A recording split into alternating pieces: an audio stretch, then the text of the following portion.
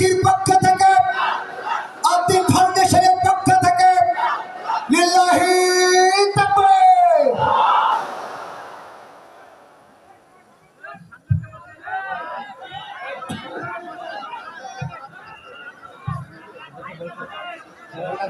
السلام عليكم ورحمة الله.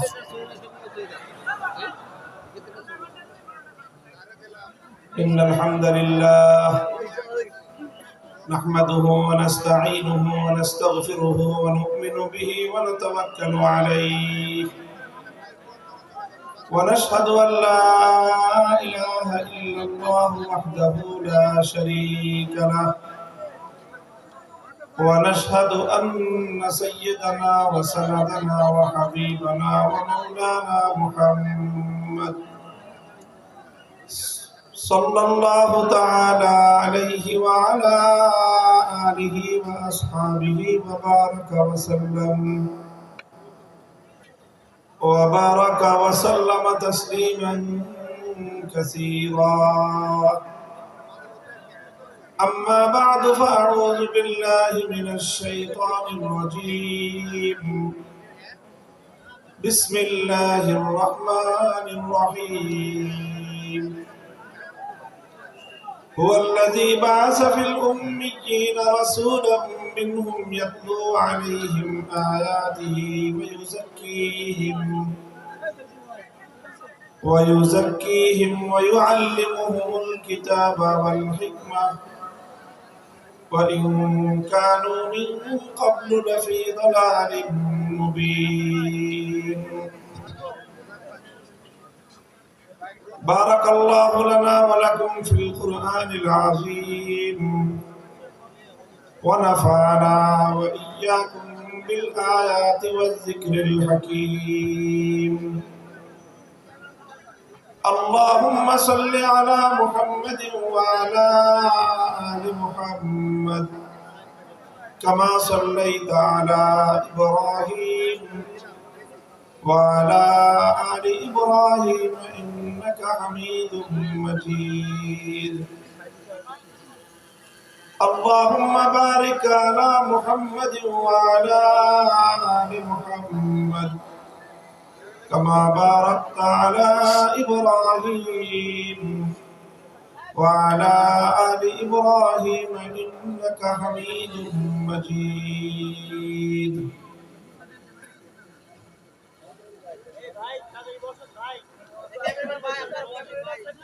محترم সভাপতি, উপস্থিত হযরত উলামায়ে কেরাম, সম্মানিত শ্রদ্ধাভাজন আমার বয়োজ্যেষ্ঠ মুরব্বী সাহেবান, সমবেত ইসলাম প্রিয়, কোরআন প্রেমিক, নবী প্রেমিক তৌহিদি মুসলমান ভাই ও বন্ধুগণ,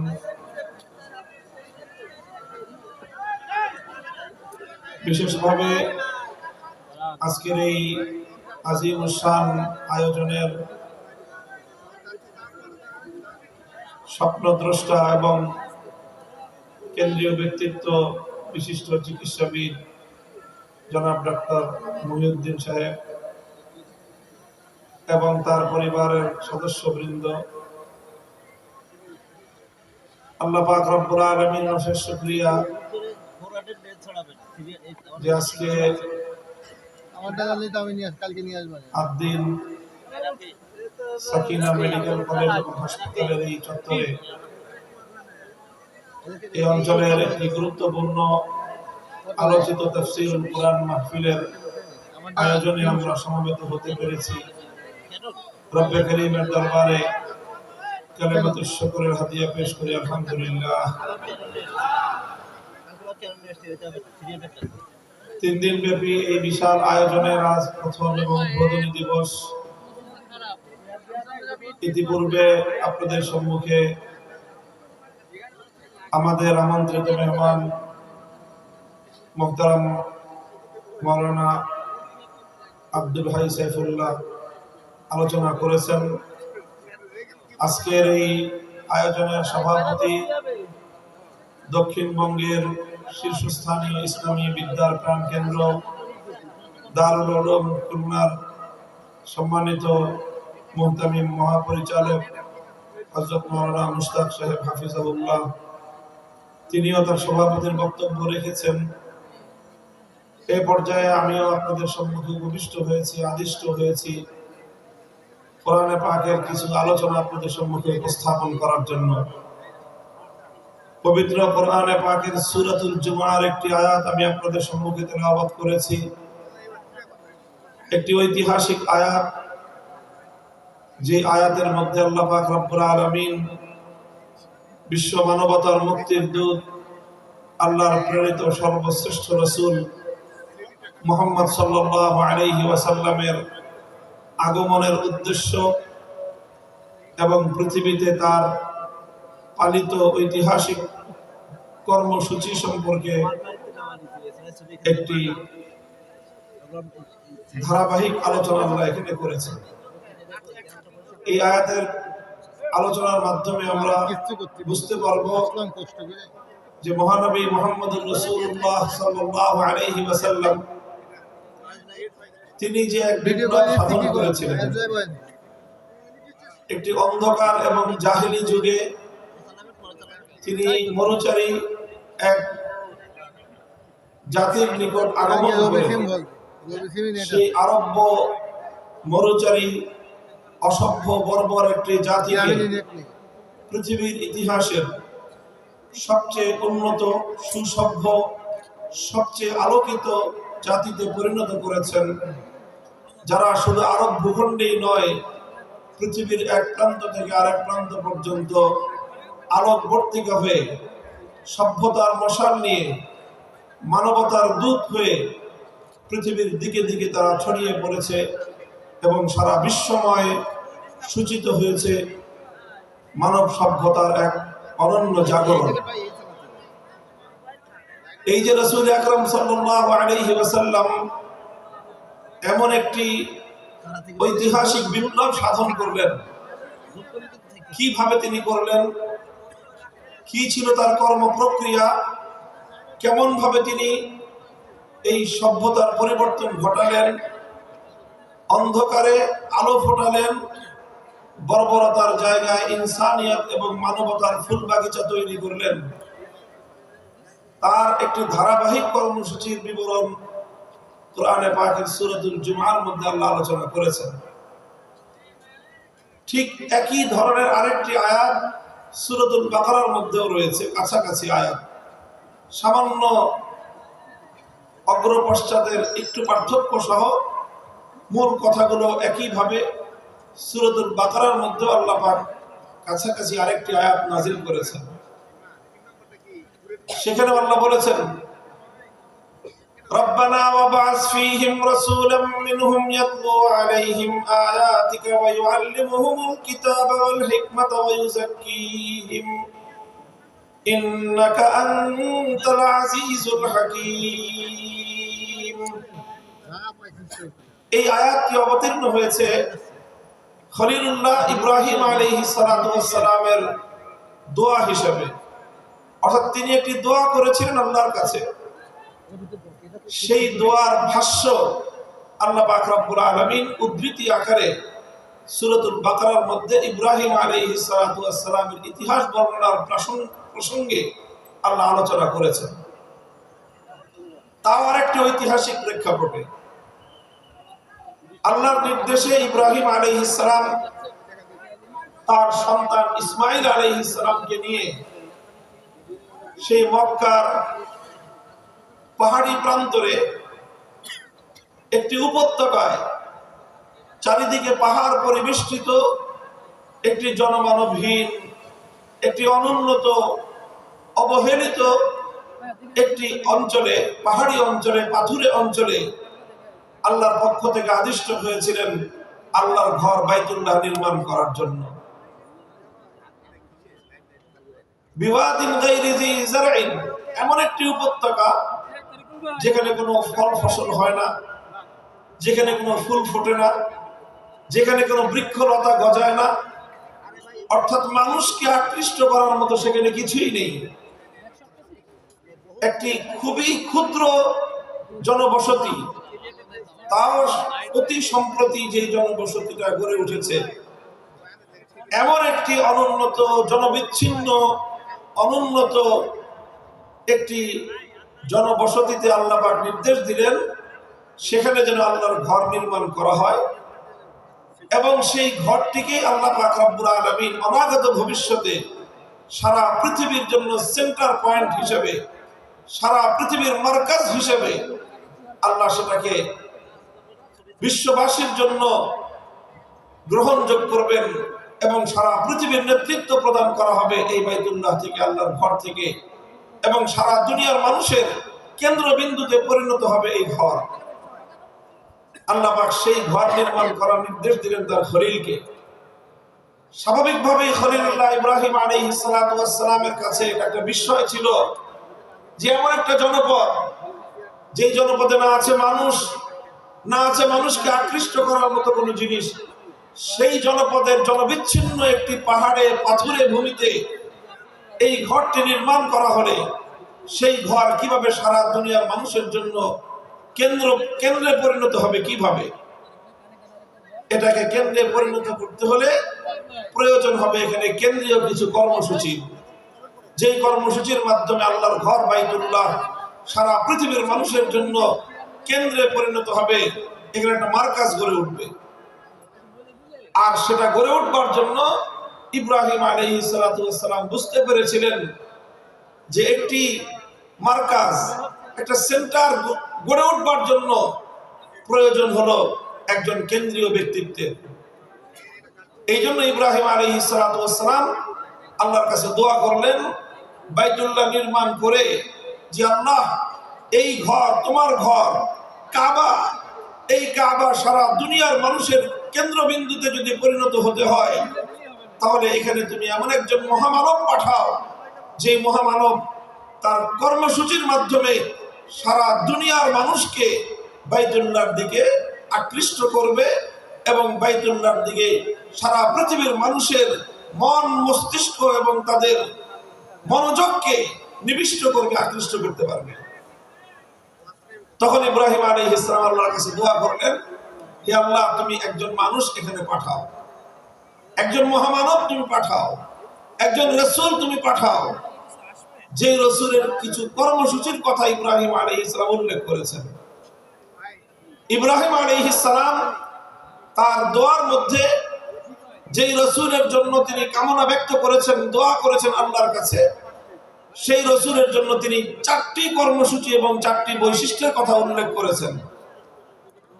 বিস্ময়কর বিষয় হলো ইব্রাহিম আলাইহিস সালাতু ওয়াস সালাম যেই 4টি বৈশিষ্ট্যের কথা উল্লেখ করেছিলেন তার দোয়ার মধ্যে তার সেই কামনীয় মহান রাসূলের জন্য 6000 বছর পরে আল্লাহ পাক রব্বুল আলামিন যখন সেই মক্কার মাটিতে, সেই মক্কার ভূখণ্ডে, সেই বাইতুল্লাহ নগরে তিনি যখন ইব্রাহিম আলাইহিস সালামের দোয়ার সেই স্বপ্ন পুরুষ মুহাম্মদুর রাসূলুল্লাহ সাল্লাল্লাহু আলাইহি ওয়াসাল্লামকে আল্লাহ নবুয়ত দিয়ে প্রেরণ করলেন, তখনও আল্লাহ পাক রব্বুল আলামিন এই মহান নবীর কর্মসূচি হিসেবে সেই 4টি বিষয়কে উল্লেখ করলেন, যেই 4টি বিষয়কে উল্লেখ করে 6000 বছর আগে ইব্রাহিম আলাইহিস সালাম এরকম একজন মহামানব পাঠানোর জন্য আল্লাহর কাছে আকুতি জানিয়েছিলেন। ইব্রাহিম আলাইহিস সালাম বলেছিলেন, রব্বানা ওয়াবআস ফীহিম রাসূলাম মিনহুম ইয়াতলু আলাইহিম আয়াতিকা ওয়া ইউআল্লিমুহুমুল কিতাবা ওয়াল হিকমা ওয়া ইউযাক্কিহিম ইন্নাকা আনতাল আজিজুল হাকীম। আমরা এখানে ধারাবাহিকভাবে ইব্রাহিম আলাইহিস সালামের দোয়া এবং 6000 বছর পরে সেই দোয়ার স্বপ্ন প্রতিশ্রুত পুরুষ মুহাম্মদুর রাসূলুল্লাহ সাল্লাল্লাহু আলাইহি ওয়াসাল্লামের আগমনের প্রাক্কালে আল্লাহ পাক রব্বুল আলামিন সেই নবীর যে কর্মসূচিগুলো উল্লেখ করেছেন, ধারাবাহিকভাবে সেই 4টি কর্মসূচির আমরা আলোকপাত করব, আলোচনা করব। এটাই হলো আজকে আমার তাফসীরুল কোরআনের আলোচ্য বিষয়। প্রথম কর্মসূচির কথা আল্লাহ পাক বলেছেন। আরেকটি গুরুত্বপূর্ণ এখানে পয়েন্ট হলো আলোচনার, যেই 4টি কর্মসূচির কথা ইব্রাহিম আলাইহিস সালামের দোয়ার মধ্যেও এসেছে, এবং সেই দোয়ার বাস্তবায়ন যখন আল্লাহ ঘটিয়েছেন, কবুল করেছেন, কবুল করে তার বাস্তবায়ন ঘটানোর সময় নবীকে আল্লাহ পাঠিয়ে যেই কর্মসূচিগুলির কথা বলেছেন, 4টি কর্মসূচি, এই 4টি কর্মসূচি একটি বিষয়কে কেন্দ্র করে আবর্তিত হয়েছে, আর সেই বিষয়টি হলো মহাগ্রন্থ আল কোরআনুল কারীম। কোরআনকে কেন্দ্র করেই আল্লাহ নবীর বৈপ্লবিক সকল কর্মসূচি নিবিষ্ট হয়েছে, কেন্দ্রীভূত হয়েছে। মূল হলো কোরআন, কিতাবুল্লাহ। এই কিতাবুল্লাহকে কেন্দ্র করেই রাসূলুল্লাহ তিনি তার যাবতীয় কর্মসূচি পালন করেছেন, তিনি তার যাবতীয় কর্মকাণ্ড পরিচালনা করেছেন, তিনি তার বিপ্লব সাধন করেছেন। সুতরাং রাসূলুল্লাহর আনিত মহান বিপ্লবের কেন্দ্রীয় পয়েন্ট হলো, কেন্দ্রীয় বিষয় হলো কিতাবুল্লাহ। মুহতারাম হাজিরিন, আলোচনার শুরুতে আমি স্পষ্ট ভাষায় বলে দিতে চাই, এবং আমার সম্মুখে উপস্থিত লাখো জনতার এই মজমাকে আমি লক্ষ্য করে বলতে চাই, আজও যদি ঘুরে ধরা এই সমাজকে পরিবর্তন করতে হয়, একবিংশ শতাব্দীর আধুনিক শক্তিমান এই জাহেলিয়াত আর এই বর্বরতাকে যদি নির্মূল করে সত্যিকার মানবতার ফুল বাগান তৈরি করতে হয়, কিতাবুল্লাহকে কেন্দ্র করে রাসূলুল্লাহর আনিত অনুসৃত নীতি এবং আদর্শের মাধ্যমে সেটা সম্ভব। কাজে আমাদেরকে আবার, যারা আমরা আল্লাহর কিতাবুল্লাহর অনুসারী, যারা আমরা রাসূলুল্লাহর উম্মত, কিতাবুল্লাহর অনুসারী, রাসূলুল্লাহর উম্মতদেরকে আবার সেই রাসূলুল্লাহর আদর্শ কিতাবুল্লাহর অনুসরণের মাধ্যমে সমস্ত তন্ত্রমন্ত্রের কবর রচনার মধ্য দিয়ে নতুন বিশ্ব ব্যবস্থা গড়ে তুলতে হবে, নতুন বিশ্ব ব্যবস্থার জাগরণ ঘটাতে হবে।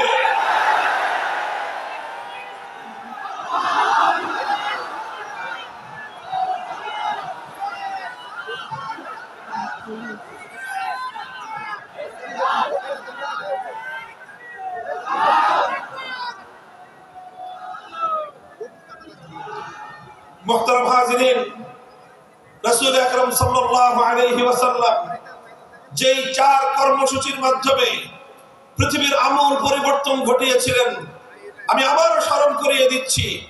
নবীজির 4টি কর্মসূচিরই কেন্দ্রবিন্দু ছিল কোরআন, কিতাবুল্লাহ। কিতাবুল্লাহকে কেন্দ্র করে রাসূলুল্লাহর সারা জীবনের সমস্ত দায়িত্ব পালিত হয়েছে। প্রথম দায়িত্ব ছিল আল্লাহর পয়গম্বরের, রব্বানা ওয়াবাস ফীহিম রাসূলাম মিনহুম ইয়াতলু আলাইহিম আয়াতিক। 1 নম্বর দায়িত্ব ছিল আল্লাহর মহান কিতাব কিতাবুল্লাহ, কোরআনে কারীমকে তেলাওয়াত করে শোনানো। কোরআনের তেলাওয়াতের সুমধুর ঝংকার তোলে এই মানবতার হৃদয় গহীনের মধ্যে, মানুষের হৃদয় গহীনে বিপ্লবের বীজ অঙ্কুরিত করা, বিপ্লবের বীজ রোপণ করা, জাহেলিয়াতের বিরুদ্ধে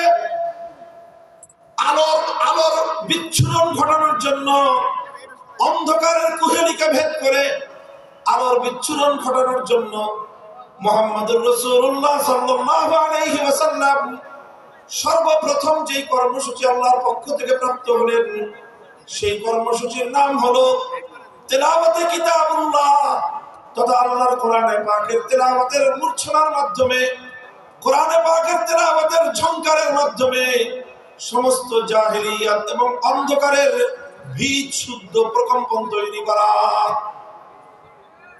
প্রথম দায়িত্ব ছিল তেলাওয়াতে কিতাবুল্লাহ, আল্লাহর কোরআনের তেলাওয়াত, কোরআনের রিসাইটিং, কোরআনের রিডিং পড়া, কোরআনের পাঠ। এক কথায় বলতে গেলে তেলাওয়াতু কিতাবিল্লাহ। আমাদেরকে খুব ভালো করে বুঝতে হবে বিষয়টা, যে কোরআনে পাকের তেলাওয়াত এটা একটা স্বয়ং সম্পন্ন কর্মসূচি। বিপ্লবের আল্লাহর নবী এই মহান পরিবর্তন, এই ইনকিলাব, এই বিপ্লবের মূল এবং সর্বপ্রথম বুনিয়াদী কর্মসূচি ছিল আল্লাহর কোরআনের তেলাওয়াত, কোরআনে পাকের তেলাওয়াত এটি একটি, আবারও বলছি, স্বয়ং সম্পন্ন কর্মসূচি। স্বয়ং সম্পন্ন কর্মসূচির অর্থ হলো যে কোরআনের তেলাওয়াত করাটাই একটা লক্ষ্য বস্তু। এমনকি একজন মানুষ যদি কোরআনের অর্থ নাও বুঝে, কোরআনের অর্থ যদি সে নাও বুঝে, তবুও কোরআনে পাকের তেলাওয়াত এর যে গুরুত্ব, এর যে তাৎপর্য বিন্দু পরিমাণ ক্ষুণ্ণ হয় না। কোরআনের তেলাওয়াত এটাই আল্লাহ রাসূল সাল্লাল্লাহু আলাইহি ওয়াসাল্লামের একটি পূর্ণাঙ্গ কর্মসূচি ছিল। পৃথিবীতে একমাত্র কিতাব, একমাত্র গ্রন্থ যার রিসাইটিং এবং যার তেলাওয়াত এটি একটি বড় ধরনের প্রভাব তৈরি করতে পারে।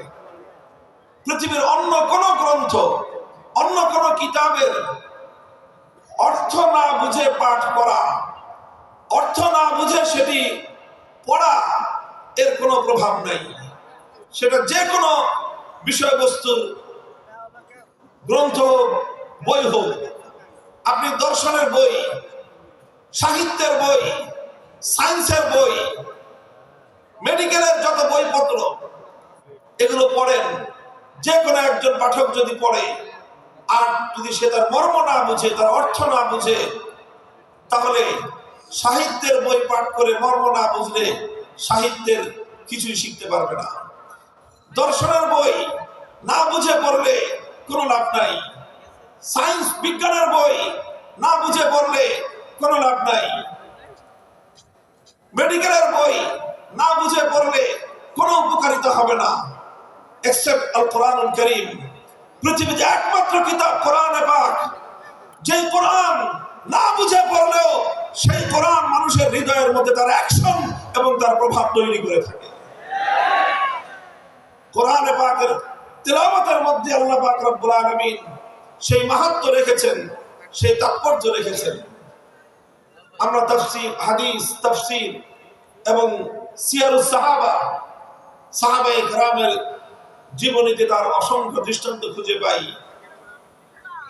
আবু বকর সিদ্দিক রাদিয়াল্লাহু তাআলা আনহুর জীবনীতে, ইতিহাসের কিতাবে একটি ঘটনা লিপিবদ্ধ হয়। হযরত আবু বকর রাদিয়াল্লাহু আনহু একবার তিনি মক্কা ছেড়ে চলে যাচ্ছেন। পথিমধ্যে আরবের একজন প্রভাবশালী গোত্রীয় নেতা, প্রধান, ইবনু দাগিনাহ তার নাম, তার সঙ্গে দেখা। ইবনু দাগিনা জিজ্ঞাসা করলেন, আবু বকর কোথায় যাও? তিনি বললেন যে মক্কায় আর আমার থাকার উপায় নেই। মক্কার মানুষ আমাকে চরম উত্তপ্ত করেছে, আমাকে অনেক আমার অমর্যাদা করেছে, আমার উপর নির্যাতন চালিয়েছে, কাজে আমি আর মক্কায় থাকবো না, আমি মক্কা ছেড়ে চলে যাচ্ছি। ইবনু দাগিনা বলল যে আবু বকর, তোমার মতো মানুষ যদি মক্কা থেকে চলে যায়, তোমার মতো সোনার মানুষ, তোমার মতো নরম এবং মানুষের কল্যাণকামী মানুষ, পরোপকারী একজন মানুষ যদি মক্কা থেকে চলে যায়, তাহলে মক্কার জন্য এটা একটা কলঙ্কের রচনা অধ্যায় হবে। আরবের লোকেরা বলবে যে মক্কার মানুষ ভালো না, আবু বকরের মতো একজন সোনার মানুষ তাদের সাথে থাকতে পারে না। সুতরাং তোমার মক্কা ছেড়ে চলে যাওয়া চলবে না, তুমি আমার সাথে চলো। আমি দায়িত্ব গ্রহণ করছি যে মক্কায় তোমাকে কেউ কোনো ধরনের ডিস্টার্ব করবে না, তোমাকে কেউ উৎপাত করবে না, আমি তার দায়িত্ব নিচ্ছি। ইবনু দাগিনা আবু বকর সিদ্দিক রাদিয়াল্লাহু তাআলা আনহুকে নিয়ে মক্কায় আসে। মক্কার লোকজনদেরকে ডাক দিয়ে বলে, তোমরা আবু বকরের সঙ্গে কেন দুর্ব্যবহার করো? কেন তোমরা আবু বকরকে উত্তপ্ত করো? কেন তার উপর নির্যাতন চালাও? আবু বকর যদি তোমাদের মক্কা ছেড়ে চলে যায়, সেটা হবে মক্কার মানুষের জন্য, মক্কার জন্য চরম অসম্মানের একটা বিষয়, মক্কার বাসীর জন্য এটা হবে একটা বদনামের কারণ। সুতরাং আবু বকরকে তোমরা উত্তপ্ত করো না, তাকে তোমরা নির্যাতন চালিও না, আবু বকরকে তার মতো মক্কায় থাকতে দাও। কারণ আবু বকর তো কোনো মানুষের ক্ষতি করে না, মানুষের কল্যাণ করে। নিজে আহার না খেয়ে অনাহারে মানুষের মুখে আহার তুলে দেয়, মানুষের সে কল্যাণ সাধন করে। মক্কার লোকেরা তখন জবাব দিল যে আবু বকর যদি মক্কায় থাকতে চায় থাকুক, আমাদের কোনো আপত্তি নাই। এমনকি আবু বকর আমাদের বাপ দাদার ধর্ম ত্যাগ করে মুহাম্মাদের ধর্ম গ্রহণ করেছে, এই ব্যাপারে আমরা আপত্তি করব না। মুহাম্মাদের ধর্ম ত্যাগ শুধু গ্রহণ করেছে তাই নয়, বরং সে মুহাম্মাদের ধর্ম মানুষের মধ্যে প্রচার করবার জন্য কাজ করে, সেটাও না হয় আমরা মেনে নিলাম। কিন্তু আবু বকরকে যদি মক্কায় থাকতে হয়, আমাদের শুধুমাত্র একটি শর্ত মানতে হবে। আবু বকর আল্লাহর কোরআনের তেলাওয়াত করে, কালামুল্লাহ শরীফের তেলাওয়াত করে, সে তেলাওয়াত করুক, সেটা তো আমরা বাধা দিব না। কিন্তু শুধুমাত্র আমাদের একটা শর্ত মানতে হবে, আবু বকরকে কোরআনের তেলাওয়াত করতে হবে তার ঘরের দুয়ার বন্ধ করে, ঘরের ভিতরে। ঘরের দুয়ার খুলে উঠোনে দাঁড়িয়ে, উন্মুক্ত প্রান্তে দাঁড়িয়ে আবু বকর আল্লাহর কোরআন তেলাওয়াত করে এটা করতে পারবে না। ইবনু দাগিনা জিজ্ঞাসা করলো কারণ কি? ঘরটার মালিক আবু বকর, ঘরের যে উঠোন সেই উঠোনের মালিকও আবু বকর। ঘরের উঠোনে, ঘরের বাইরে দাঁড়িয়ে, বারান্দায় দাঁড়িয়ে যদি আবু বকর তেলাওয়াত করে, তোমাদের সমস্যা কোথায়? মক্কার লোকেরা তখন জবাব দিল যে আবু বকর যখন ঘরের বাইরে উন্মুক্ত উঠোনে দাঁড়িয়ে আবেগ মাখা কণ্ঠে আল্লাহর কোরআনে পাকের তেলাওয়াত করতে থাকে, তখন আবু বকর সিদ্দিকের এই কোরআনের তেলাওয়াত এটা মন্ত্রমুগ্ধের মতো, এটা চুম্বকের মতো আমাদের মানুষগুলোকে আকর্ষণ করতে থাকে। এমনকি আমরা ঘরের মধ্যে আমাদের ছোট্ট ছোট্ট শিশুদেরকে পর্যন্ত দড়ি দিয়ে বেঁধে রাখতে পারি না। বাদ ভাঙ্গা জ্বরের মতো আবু বকরের কোরআনের তেলাওয়াত এটা লোহাকে যেমন চুম্বক আকর্ষণ করে টেনে নেয়, আবু বকরের তেলাওয়াতে কোরআন এভাবেই আমাদের ছোট ছোট শিশু বাচ্চাদেরকে, আমাদের ছোট ছোট শিশুদেরকে পর্যন্ত আবু বকরের দিকে, কোরআনের তেলাওয়াতের দিকে আকৃষ্ট করে টেনে নিয়ে আসে। কোরআন তেলাওয়াত করুক, আপত্তি নাই, কিন্তু এমন ভাবে তেলাওয়াত করতে হবে যেন আমাদের মানুষের কর্ণকুহরে কোরআনের তেলাওয়াতের আওয়াজ পৌঁছতে না পারে। মুহতারাম হাজিরিন, ইতিহাস বলে এভাবেই শুধু আল্লাহর কোরআনের তেলাওয়াত এটাই সর্বপ্রথম মক্কার কায়েমি স্বার্থবাদীদের জাহিলিয়াতের বীজ শুদ্ধ কাঁপিয়ে দিয়েছিল। কোরআনের তেলাওয়াতের মধ্যে আল্লাহ পাক রব্বুল আলামিন সেই অ্যাকশন এবং সেই প্রভাব রেখে দিয়েছেন, সেই তাসির রেখে দিয়েছেন। বলেন সুবহানাল্লাহ। আজ কোরআনে পাকের তেলাওয়াত আমরা ছেড়ে দিয়েছি, ভুলে গিয়েছি। খুবই স্বল্প পরিমাণ মানুষ উম্মতের মধ্য থেকে আল্লাহর কোরআনে পাকের বিশুদ্ধ তেলাওয়াত করতে পারে। কোরআনের সেই তেলাওয়াতের সেই পরিবেশ আবার চিন্তা করা চাই। যারা ইসলামী সমাজ গঠন করতে চায়, যারা জাহিলিয়াতকে দূর করে, অন্ধকারকে তিরোহিত করে আলোক বর্তিকা প্রজ্বলিত করতে চাই, দিকে দিকে মানুষের কানে কানে, প্রতিটি ঘরে ঘরে আল্লাহর কোরআনের তেলাওয়াতের সুরের মূর্ছনায় এই জাহিলিয়াতের কবর রচনা করবার বিপ্লব শুরু করতে হবে।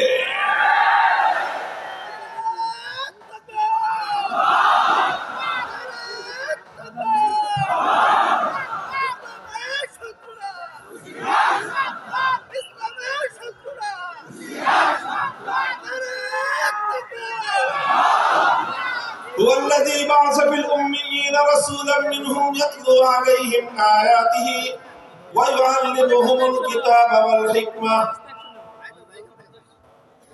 নবী আকরাম সাল্লাল্লাহু আলাইহি ওয়াসাল্লামের এক নম্বর কর্মসূচি ছিল তেলাওয়াতে কালামে পাক, তেলাওয়াতে কিতাবুল্লাহ।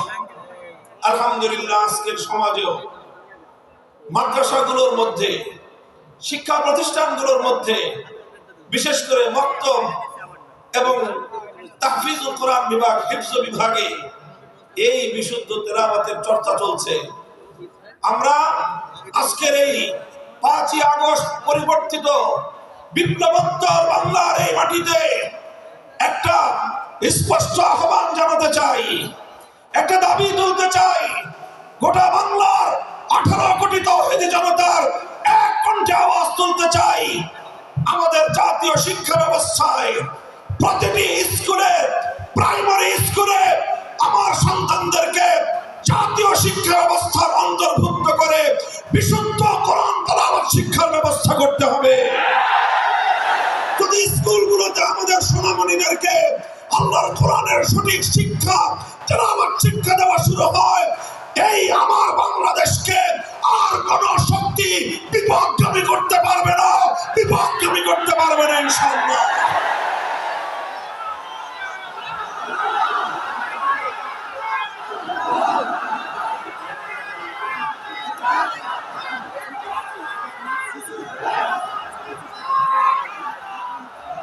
দেশের মুসলমানদের ট্যাক্সের পয়সা দিয়ে রাষ্ট্রীয় অর্থে আমাদের সন্তানদের শিক্ষা ব্যবস্থা পরিচালিত হয়।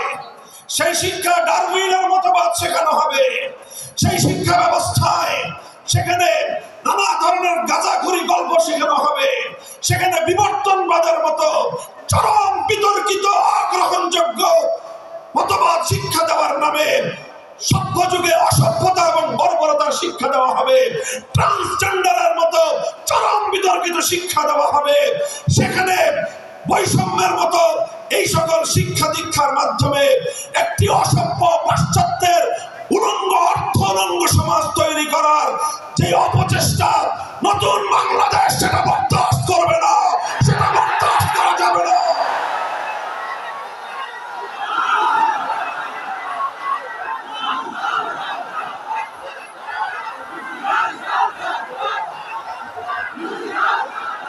এই জন্য আমরা যে কথা বলছি, কোরআনকে ঘরে ঘরে পৌঁছাতে হবে। প্রতিটি শিশুর হৃদয়ে আল্লাহর কোরআনের আলো জ্বালতে হবে। আমাদের জাতীয় শিক্ষা ব্যবস্থায় প্রতিটি প্রাইমারি স্কুলে একজন কোরআনের শিক্ষক নিয়োগ দিয়ে বিশুদ্ধ তেলাওয়াতের এই আওয়াজ আজ বাংলাদেশে গণদাবিতে পরিণত করতে হবে। নিজেদের অধিকার যদি স্বাভাবিকভাবে আদায় না হয়, যে কোনো মূল্যে আগামী ভবিষ্যৎ প্রজন্মের ঈমান এবং আকীদা রক্ষার জন্য আদায় করে নিতে হবে, আদায় করে নিতে হবে।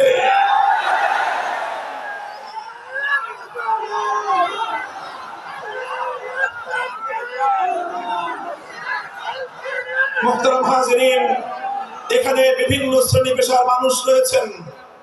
আইন শৃঙ্খলা রক্ষাকারী বাহিনীর ভাইয়েরা রয়েছেন, গোয়েন্দা সংস্থার লোকেরা রয়েছেন, এখানে বিভিন্ন শিক্ষা প্রতিষ্ঠানের শিক্ষক শিক্ষিকা মহোদয় রয়েছেন, অনেক শিক্ষা প্রতিষ্ঠানের পরিচালক মণ্ডলীর সদস্যরা রয়েছেন। আপনারা সকলেই বিবেচনা করে দেখুন যে এত কিছু শিক্ষা দেওয়া হয়, এতগুলো সাবজেক্ট পড়ানো হয়, এত শিক্ষক শিক্ষিকা জাতীয় শিক্ষা ব্যবস্থার শিক্ষাঙ্গনগুলোতে রাষ্ট্রীয়ভাবে প্রতিপালিত হয়, তাদের সকলের আয়োজন হয়, অথচ কোটি কোটি কচি কাঁচা শিক্ষার্থীদের জন্য জাতীয় শিক্ষা ব্যবস্থায় আল্লাহর কোরআনের বিশুদ্ধ তেলাওয়াতটুকু শিক্ষা দেওয়া হলো না। একটি মুসলিম জাতি হিসেবে আমাদের জন্য এর চেয়ে দুঃখজনক, এর চেয়ে লজ্জাজনক আর কোনো বিষয় থাকতে পারে না।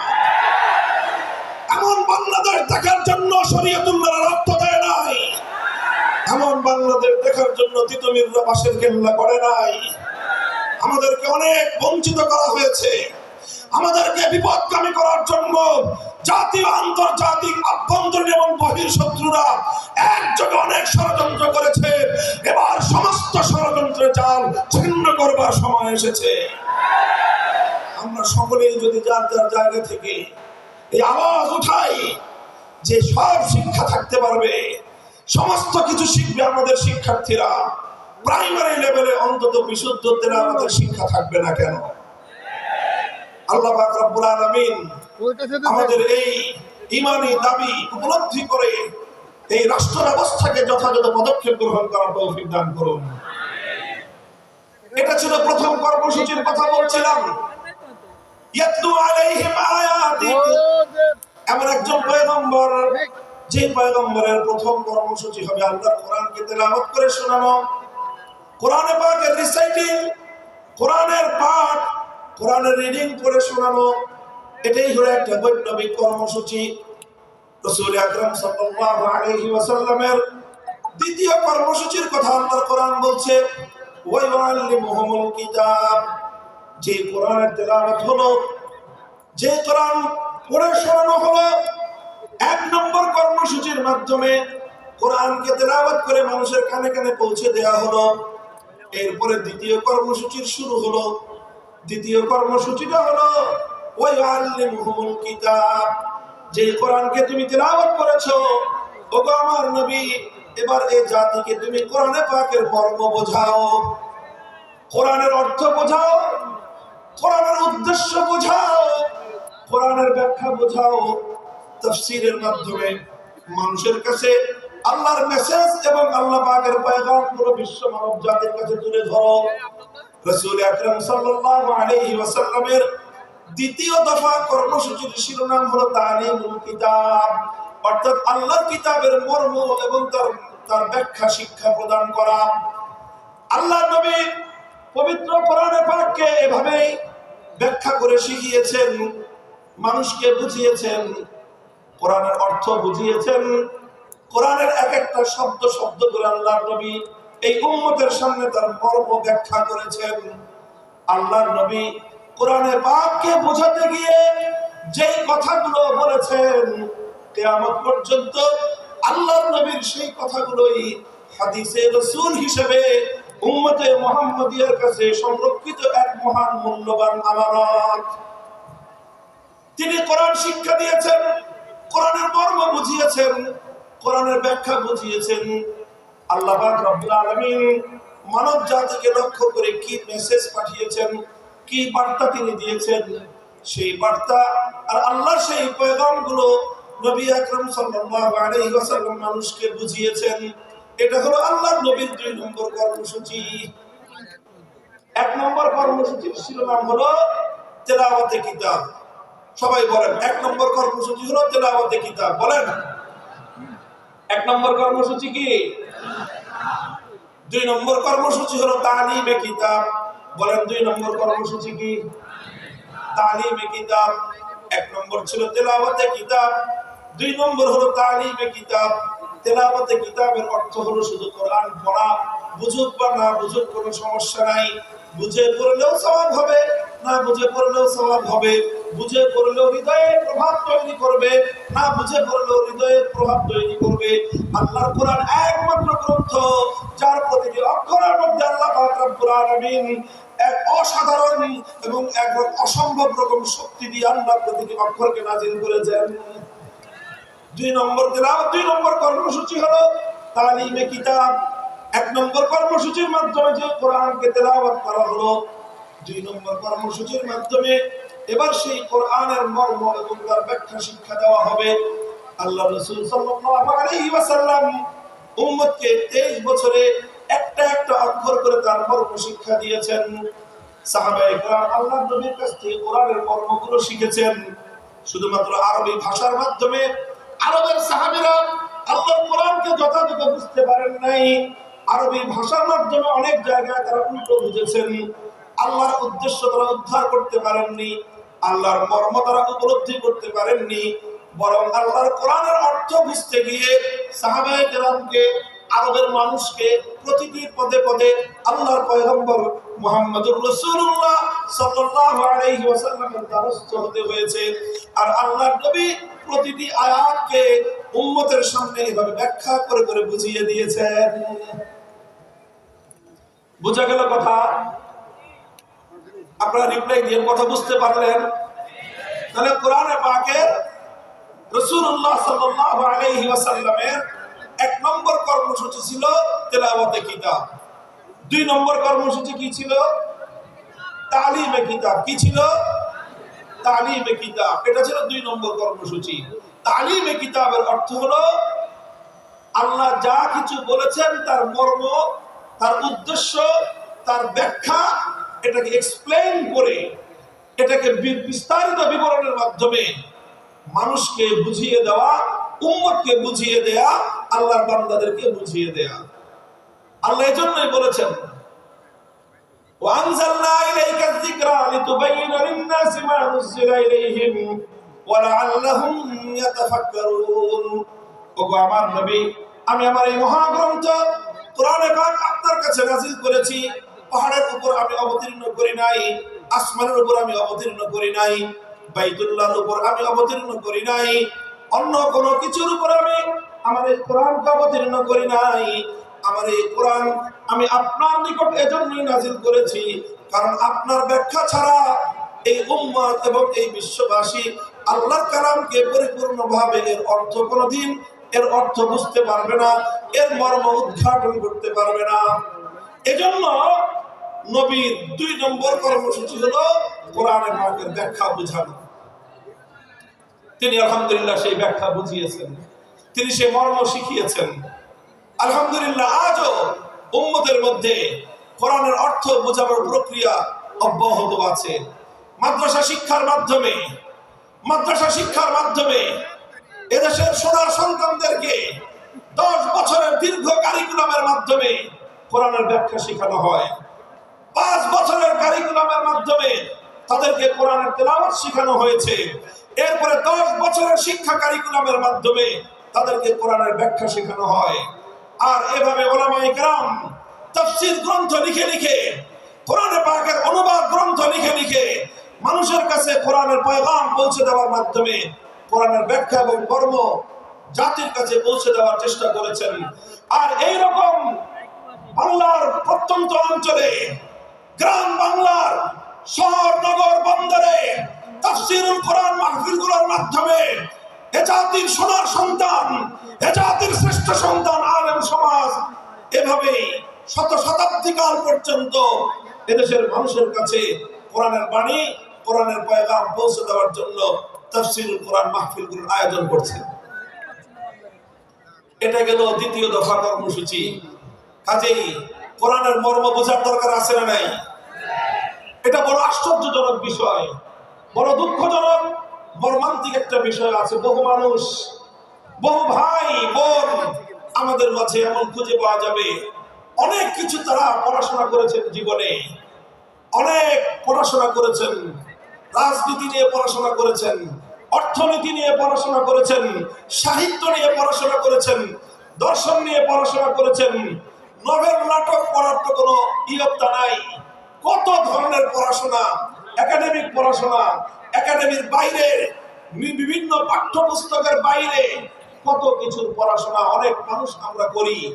কিন্তু বহু মানুষ, আল্লাহর অনেক এমন বান্দা, আল্লাহর নবীর এমন অনেক উম্মত রয়ে গিয়েছে, জীবনের 60, 70, 80 বছর বয়সে অন্তত একবারের জন্য হলো আল্লাহর কোরআনের সূরাতুল ফাতিহা আলহামদুলিল্লাহ থেকে সূরাতুল নাসের মিনাল জিন্নাতি ওয়ান নাস পর্যন্ত পূর্ণ কোরআনে পাকের ব্যাখ্যা তো দূরের কথা, অনুবাদটুকু একবার কেউ পড়ে দেখে নাই।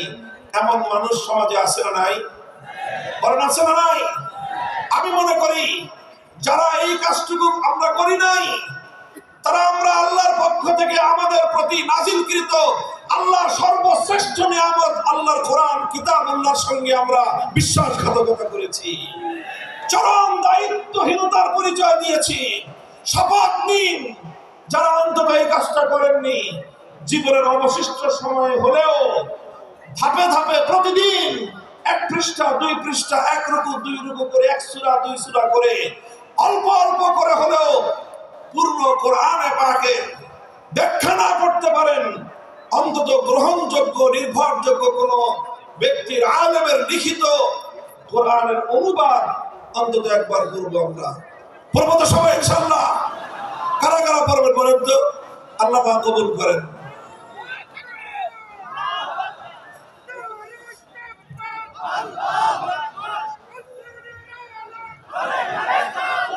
আমরা আল্লাহর কোরআনের আলো ঘরে ঘরে জানতে চাই। ঘরে ঘরে জানার আগে অন্তত প্রথম আমাদের হৃদয়ে গহীনে আল্লাহর কোরআনের আলো জ্বালতে হবে। প্রতিটি মুসলমান কোরআনের তেলাওয়াত শেখার চেষ্টা করতে হবে। দ্বিতীয়ত, কোরআনের মর্ম বোঝার জন্য তালিমে কিতাবের কর্মসূচির আওতায় আমাদের আসতে হবে। আল্লাহর নবীর প্রথম কর্মসূচি তেলাওয়াতে কিতাবের আওতায় এসে কোরআনে পাকের তেলাওয়াত শিখতে হবে। কোরআনে পাকের দ্বিতীয় কর্মসূচি, রাসূলুল্লাহর দ্বিতীয় কর্মসূচি তালিমে কিতাবের আওতায় এসে অন্তত জীবনে একবার হলো পবিত্র কোরআনে পাকের অনুবাদ ফার্স্ট টু লাস্ট, আগাগোড়া একবার অন্তত আপনি অধ্যয়ন করুন। আমি আত্মবিশ্বাসের সঙ্গে বলতে পারি, একজন মানুষ যদি মনোযোগ সহকারে পূর্ণ কোরআনে পাক একবার অনুবাদ পাঠ করে কোরআন তার হৃদয়ের গহীনে এমন প্রভাব তৈরি করতে পারবে, পৃথিবীতে আর কোনো কিছু তার হৃদয়ে এত গভীর প্রভাব তৈরি করতে পারবে না ইনশাআল্লাহ। এটা হলো দ্বিতীয় দফা কর্মসূচি। 3 নম্বর কর্মসূচি হলো আল্লাহর পয়গম্বরের ওয়ায়ুআল্লিমুহুমুল কিতাবা ওয়াল হিকমাহ, তালিমে হিকমত।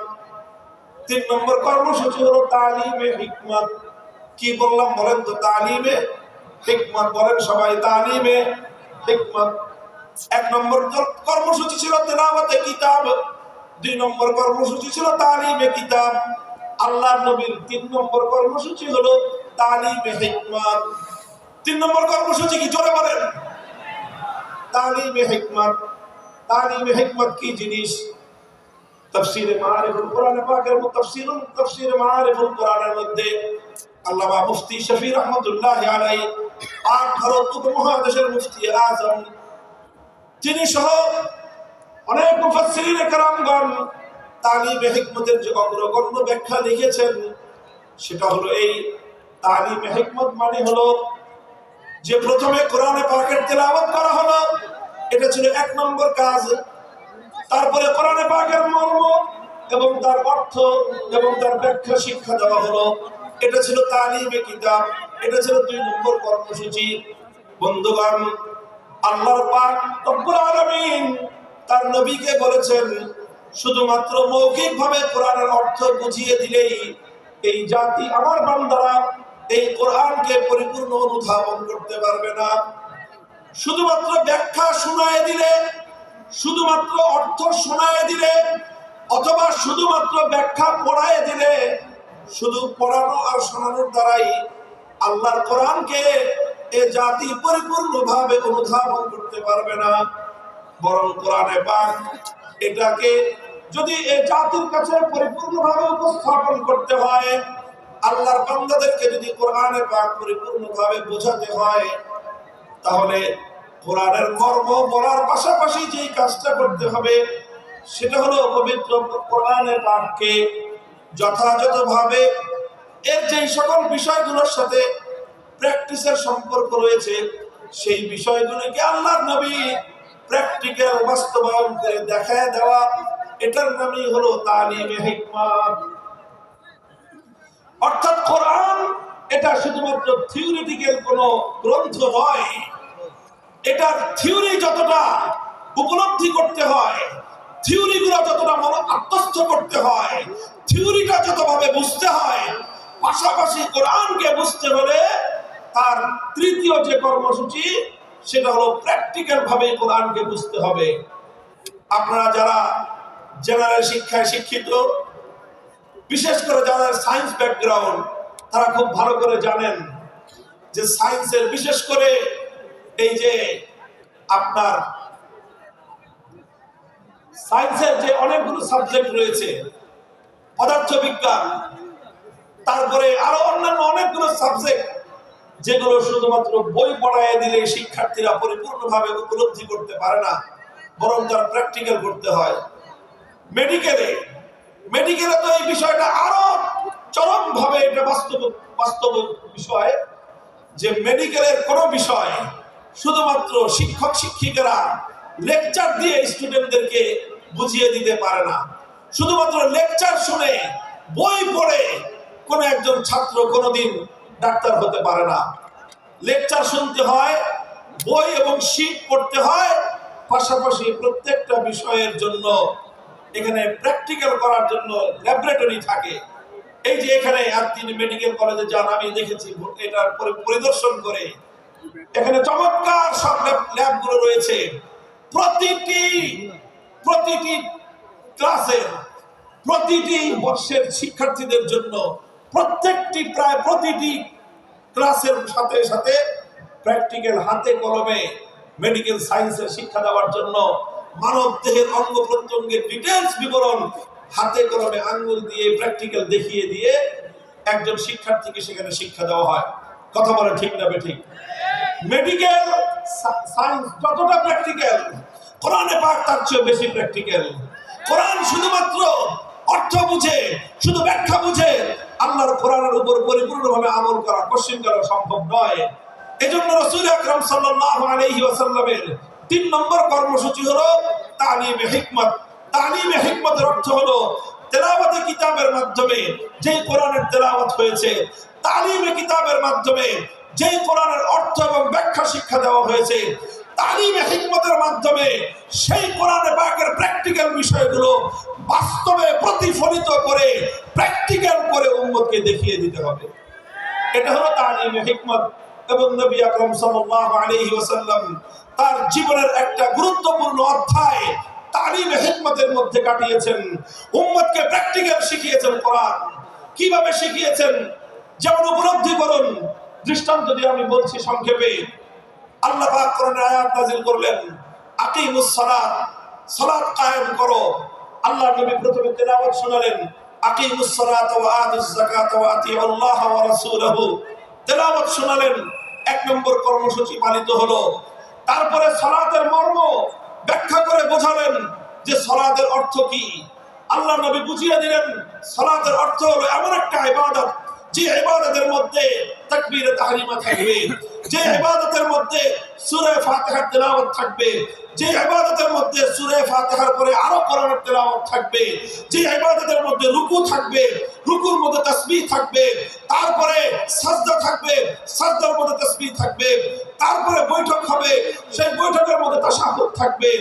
এইভাবে সালামের মাধ্যমে যে ইবাদতটা সমাপ্ত হবে, সালাতের দ্বারা সেই ইবাদত উদ্দেশ্য, সেই সালাতকে কায়েম করতে বলেছেন। কিয়ামের ইকামতের কি অর্থ আল্লাহর নবী তার সব কিছু ব্যাখ্যা করে বুঝিয়ে দিয়েছেন।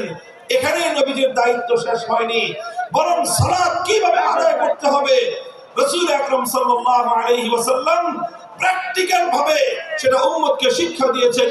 মদিনার মসজিদ নববীর মধ্যে তিনি মিম্বার স্থাপন করে সেই মিম্বারের উপর দাঁড়িয়ে রাসূলুল্লাহ সাল্লাল্লাহু আলাইহি ওয়াসাল্লাম 2 রাকাত নামাজ আদায় করেছেন। সকলে দর্শক, আল্লাহর নবী সালাত আদায়কারী, সকল সাহাবী দর্শক। এরপরে আল্লাহর নবী সকলকে লক্ষ্য করে বললেন, সাল্লু কামা রাআইতুমুনি উসাল্লি, তোমরা আমাকে যেভাবে নামাজ পড়তে দেখলে ঠিক সেভাবেই তোমরা নামাজ পড়বে। শুধু আমার কথা শুনে নামাজ পড়বে না, আমার হাদিস পড়ে শুধু নামাজ পড়বে না, বরং আমার নামাজ দেখে দেখে তোমরা নামাজ শিখবে। প্র্যাকটিক্যালি নামাজ শিক্ষা দিয়েছেন। এই যে নামাজের যে প্র্যাকটিক্যাল শিক্ষা দিলেন, এটার নামই হলো তালিমে হিকমত।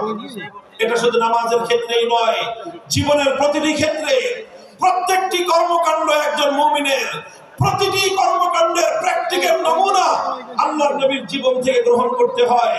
নবীর জীবনে প্রতিটি কাজের যে প্র্যাকটিক্যাল নমুনা আছে, সেই প্র্যাকটিক্যাল নমুনাটাই হলো তালিমে হিকমত, সেটাই হলো কোরআনে পাকের প্র্যাকটিক্যাল।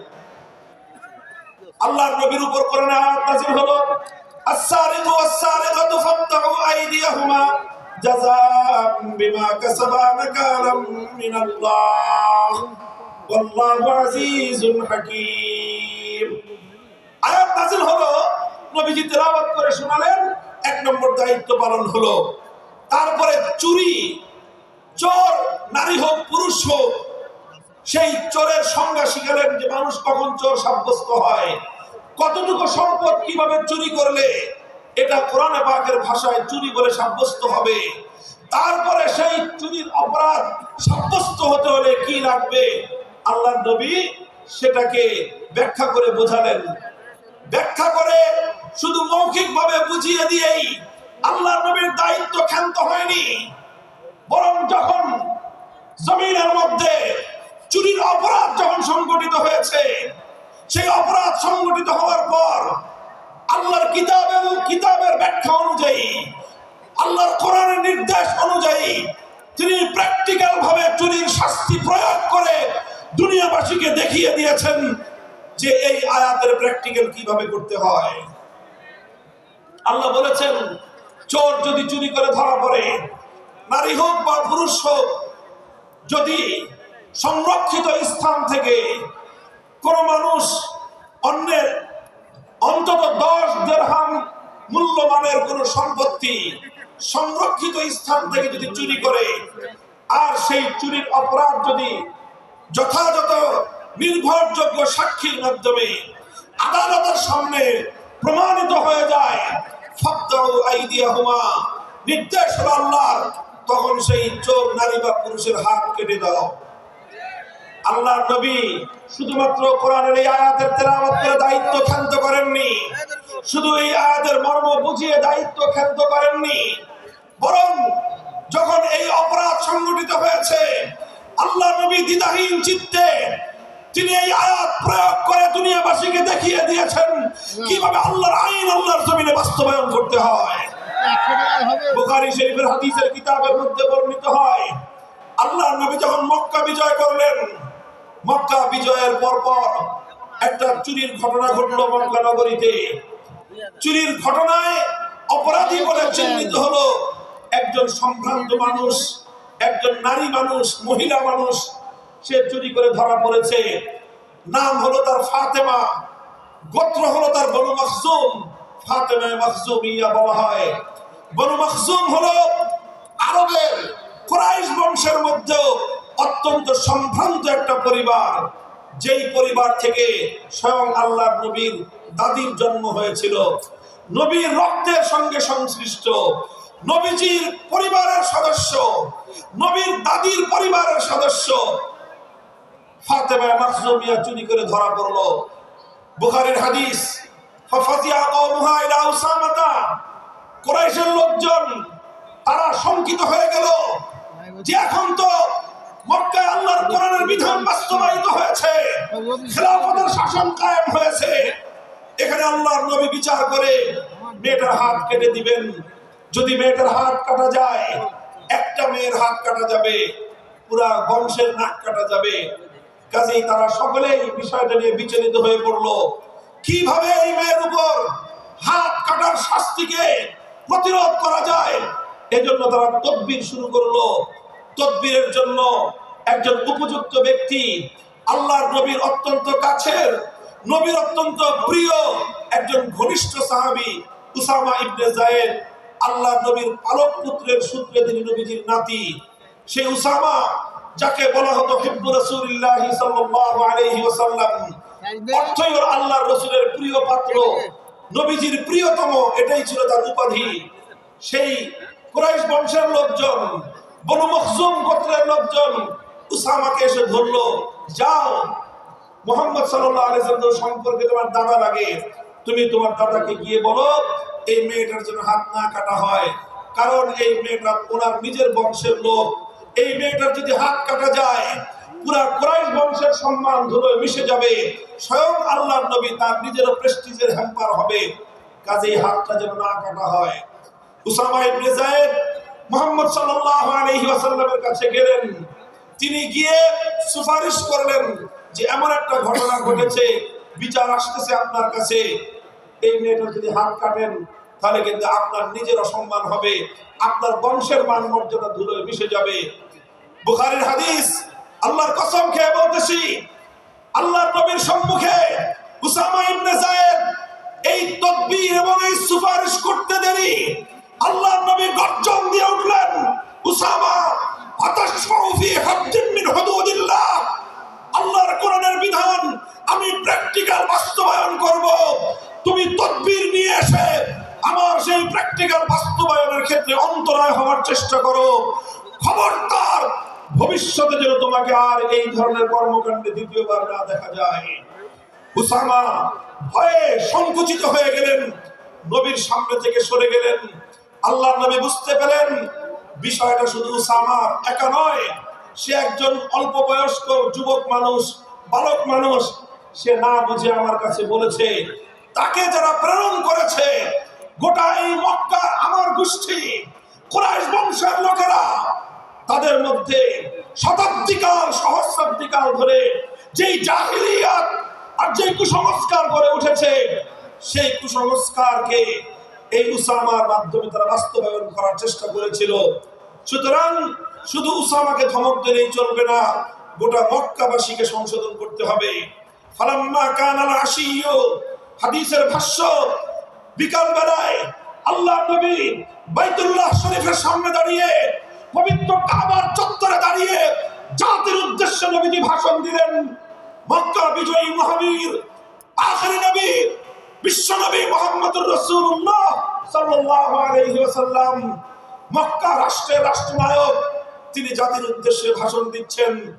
পৃথিবীর অনেক নেতা, অনেক প্রধানমন্ত্রী, অনেক রাষ্ট্রনায়ক, অনেক বিশ্ব নেতা বিশ্ব মানব জাতির উদ্দেশ্যে ভাষণ দিয়েছে। আর আল্লাহর নবীও একজন লিডার হিসেবে, একটি জাতির কর্ণধার হিসেবে জাতির উদ্দেশ্যে তিনি ভাষণ দিচ্ছেন। কম্পেয়ার করা দরকার নবীর ভাষণ থেকে বিশ্ব নেতাদের, জাতীয় নেতাদের শিক্ষা গ্রহণ করা উচিত। আল্লাহর নবী বললেন, লক্ষ্য করে শুনুন, বাইতুল্লাহকে সামনে রেখে পবিত্র কাবা শরীফের চত্বরে নবীজি লক্ষ্য করে বললেন, ইন্নামা হালাকা মান কানা ক্বাবলাকুম ইযা সারাকা ফীহিমুদ দাঈফ আকামু আলাইহিল হক ওয়া ইযা সারাকা ফীহিমুশ শরীফ তারাকুহু। হে আমার জাতি, শুনে রাখো, পৃথিবী থেকে অনেক সম্প্রদায়, অনেক জাতি, অনেক কওমকে আল্লাহ পাক রব্বুল আলামিন ধ্বংস করে দিয়েছেন। তাদের ধ্বংসের পিছনে একটা বড় কারণ ছিল, একটা অপরাধে তাদেরকে আল্লাহ ধ্বংস করে দিয়েছেন। সেই অপরাধটা ছিল ইজা সারাকা ফীহিমুদ দাঈফ আকামু আলাইহিল হক ওয়া ইজা সারাকা ফীহিমুশ শরীফ তারাকুহু। যখন তাদের সম্প্রদায়ের মধ্যে কোনো সম্ভ্রান্ত লোক, কোনো প্রভাবশালী লোক, কোনো ক্ষমতাবান লোক যখন অপরাধ করত, যখন কোনো প্রভাবশালী লোক অপরাধ করত, কোনো নেতা, কোনো নেতার আপনজন, কোনো মন্ত্রী, কোনো মন্ত্রীর আত্মীয় স্বজন, কোন সরকারি দলের লোকজন, কোন টাকা পয়সাওয়ালা, কোন বড় লোক, কোন প্রভাবশালী ব্যক্তি, কোন সম্ভ্রান্ত ব্যক্তি যখন অপরাধ করত, তখন সেই সম্ভ্রান্ত ব্যক্তির উপর তারা আইনের শাসন প্রয়োগ না করে তারা বিষয়টাকে চেপে যেত। তার উপর আইন প্রয়োগ না করে, শাস্তি বিধান বাস্তবায়ন না করে তাদেরকে ছেড়ে দেওয়া হতো। ওয়াইজা সারাকা ফীহিমুদ দাঈফ। আর একই অপরাধ যখন দুর্বল মানুষ করত, খেটে খাওয়া মানুষ, মেহনতি মানুষ, রিকশাওয়ালা, শ্রমিক, ঠেলাগাড়ি চালক, নৌকার মাঝি, মজদুর, পথের টোকাই, এই শ্রেণীর দুর্বল মানুষ যখন অপরাধ করত, যেই অপরাধ করে মন্ত্রীর দুরাবাই ছাড়া পেয়েছে, যেই অপরাধ করার পরে এমপির সালার শাস্তি হয় নাই, যেই অপরাধ করার পরে শিল্পপতির বিচার হয় নাই, যেই অপরাধ করার কারণে রাজনৈতিক নেতার কোনো বিচার হয় নাই, একই অপরাধ দুর্বল, গরিব, অসহায় মানুষ করার পরে তার উপর আইনের শাসন 100 ভাগের জায়গায় 200 ভাগ বাস্তবায়ন করা হয়। আল্লাহ নবী বলেছেন, পৃথিবীতে ইসলাম এসেছে শুধুমাত্র ইবাদত, নামাজ, রোজা, হজ, যাকাতের বিধান বাস্তবায়নের জন্য নয়। ইসলাম দুনিয়াতে আগমন করেছে, তার আগমনের অন্যতম উদ্দেশ্য হলো সমস্ত বৈষম্য দূর করে, জুলুম আর বেইনসাফি দূর করে বিশ্ব সভ্যতায় ন্যায় এবং ইনসাফ কায়েম করা।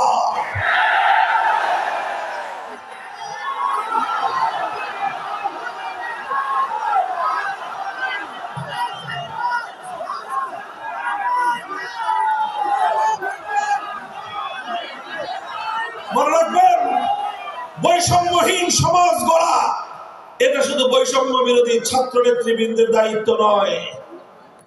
বৈষম্যহীন সমাজ গড়া এটা শুধুমাত্র বৈষম্য বিরোধী ছাত্র নেতৃবৃন্দের দায়িত্ব নয়।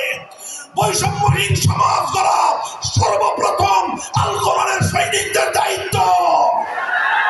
বৈষম্যহীন সমাজ গড়া সর্বপ্রথম আল্লাহ নবীর সত্যিকার উম্মতদের দায়িত্ব। ওঠো, দাঁড়াও, হাত মুষ্টিবদ্ধ করো, সমাজ থেকে সকল বৈষম্যের কবর রচনা করবার শপথ নাও।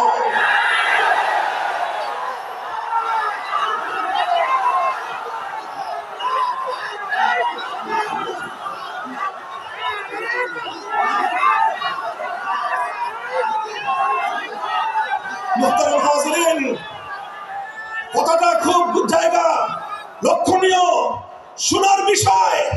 যারা একটা বৈষম্যহীন সমাজ দেখতে চাও, যারা জুলুম এবং অত্যাচারে অতিষ্ঠ হয়ে গিয়েছ, যাদের জীবনকে এই ধরনের অন্যায়, অবিচার, জুলুম, শোষণ, স্বৈরতন্ত্র যাদের অন্তর হৃদয়কে জ্বালিয়ে পুড়িয়ে ছারখার করে দিয়েছে। হে হতাশাগ্রস্ত জাতি, আসল কোরআনের কাছে আমরা তোমাদেরকে মুক্তির বার্তা শোনাই, আমরা তোমাদেরকে সান্ত্বনার বাণী শোনাবো। আসো, হাতে হাত রাখি, সমস্ত বৈষম্য, জুলুম, স্বৈরতন্ত্রের কবর রচনা করে আল্লাহর কোরআনের সমাজ গড়বার জন্য হাতে হাত রাখি। দেখেন, আল্লাহ পাক রব্বুল আলামিন যুগে যুগে যত নবী রাসূল প্রেরণ করেছেন, যুগে যুগে যত আসমানি কিতাব আল্লাহর পক্ষ থেকে অবতীর্ণ হয়েছে, কেন হয়েছে? শুধুমাত্র মুসল্লিদের সমাজ গড়বার জন্য নয়, শুধুমাত্র রোজাদার সমাজ গড়ার জন্য নয়, অবশ্যই কোরআন এবং কিতাব নাজিল হয়েছে নামাজের জন্য, অবশ্যই কোরআন এবং কিতাব নাজিল হয়েছে রোজা, হজ, যাকাত সহ আল্লাহ পাকের যাবতীয় বিধান সমাজে বাস্তবায়ন করার জন্য। তবে একমাত্র এটাই উদ্দেশ্য নয়, বরং সমস্ত কিতাব, সমস্ত নবী রাসূল দুনিয়াতে আগমন করার অন্যতম একটা মৌলিক লক্ষ্য। কোরআনে পাকের সূরাতুল হাদীদ থেকে তেলাওয়াত করেন, অর্থ বুঝেন, মর্ম বোঝার চেষ্টা করেন। লাকাদ আরসালনা রুসুলানা বিল বায়িনাতি ওয়াল হুদা ওয়া আনজালনা মাআহুমুল কিতাবা ওয়াল মিজান লিয়াকুমান নাসু বিল কিসত। আল্লাহ কোরআন বলছে যে আমি নবী রাসূল পাঠিয়েছি, আসমান থেকে যুগে যুগে কিতাব নাযিল করেছি। এই সব কিছুর অন্যতম একটা উদ্দেশ্য হলো লিয়াকুমান নাসু বিল কিসতি। কোরআন নাযিলের উদ্দেশ্য, নবী প্রেরণের উদ্দেশ্য, শরীয়ত প্রেরণের উদ্দেশ্য, ধর্ম প্রেরণের উদ্দেশ্য হলো, অন্যতম উদ্দেশ্য হলো লিয়াকুমান নাসু বিল কিসতি। মানব সমাজ থেকে অন্যায়, অবিচার, জুলুম, শোষণ দূরীভূত করে ন্যায় এবং ইনসাফ কায়েম করা, এটাই হলো ইসলামের অন্যতম মৌলিক লক্ষ্য। যদি ইনসাফ কায়েম না করা যায়, ইসলাম অনুসরণ করা যায় না। যদি বেইনসাফের বিরুদ্ধে লড়াই না করতে পারো, মিথ্যে মুসলমানিত্বের দাবি ত্যাগ করো। তুমি যদি ইনসাফের জন্য যুদ্ধ করতে না পারো, তুমি যদি বৈষম্যের বিরুদ্ধে লড়াই করার হিম্মত না রাখো, মুসলমানের মিথ্যা দাবি করা ভণ্ডামি ছাড়া কিছুই নয়।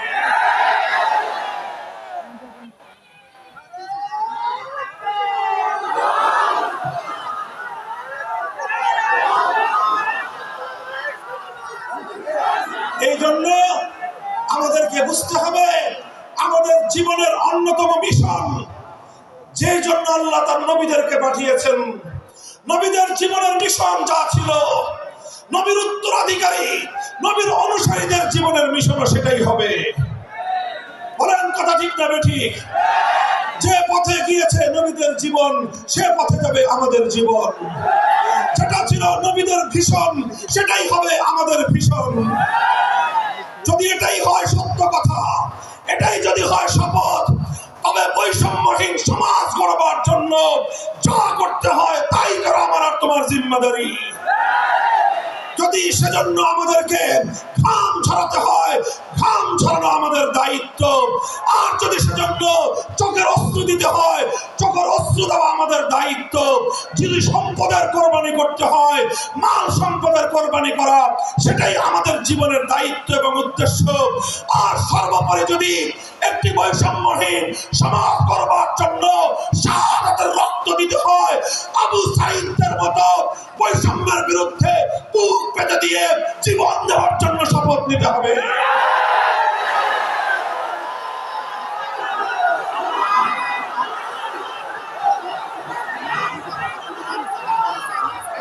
এই প্রস্তুত থাকবেন তো ইনশাআল্লাহ? আল্লাহর নবী বললেন এই বৈষম্য চলবে না, এই বৈষম্য জাহিলিয়াত, এই বৈষম্য মূর্খতা। সমাজের মধ্যে নিজের দলের লোক অন্যায় করলে পাকার পার, বিরোধী দলের লোক অন্যায় করলে আইনের শাসন 100 ভাগের জায়গায় 200 ভাগ। নিজেরা অপরাধ করলে সেই অপরাধীকে ছাড়িয়ে নেওয়ার জন্য সমস্ত আয়োজন। বিপক্ষ মতের লোকজন অপরাধ না করা সত্ত্বেও তাদেরকে কেচোর মতো মাটির গর্ত থেকে ধরে এনে তাদেরকে বিচারের মুখোমুখি দাঁড় করানো, অন্যায় ভাবে তাদের জীবন থেকে তাদের যৌবনের সময়গুলো কেড়ে নেওয়া, বছরের পর বছর অন্ধকার কারা প্রকোষ্ঠে তাদেরকে বন্দী করে রাখা। এই জুলুম এবং অন্যায়ের অবসান যদি না ঘটাতে পারো, পুরুষ এবং যুবক মানুষ হিসেবে আল্লাহর কাছে জবাবদিহিতার সুযোগ থাকবে না। কাজেই তাফসীরুল কোরআন শুধুমাত্র কোরআনের তেলাওয়াতের জন্য নয়, তাফসীরুল কোরআন শুধু আল্লাহর কোরআনের মর্ম বোঝানোর জন্য নয়। আল্লাহর কোরআন তেলাওয়াত করতে হবে, মর্ম বুঝতে হবে, আর তালিমে হিকমতের কর্মসূচির অধীনে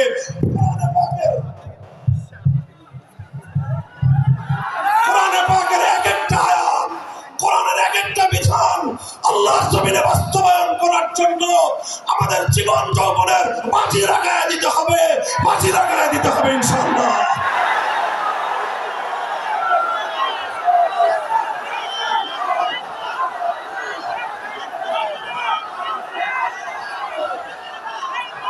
হযরত রাসূল আকরাম সাল্লাল্লাহু আলাইহি ওয়াসাল্লাম বলছিলাম, জাতির উদ্দেশ্যে প্রদত্ত মক্কা বিজয়ী মহাবীর আমিরুল মুমিনিন নবিয়ুল্লাহ খলিফাতুল্লাহ ফিল আরদ খলিফাতুল মুসলিমিন মুহাম্মদুর রাসূলুল্লাহ সাল্লাল্লাহু আলাইহি ওয়াসাল্লামের বক্তব্যের কথা আল্লাহর নবী বললেন, বৈষম্যের কারণে আল্লাহ পাক রব্বুল আলামিন পৃথিবীর বহু জাতিকে ধ্বংস করে দিয়েছেন।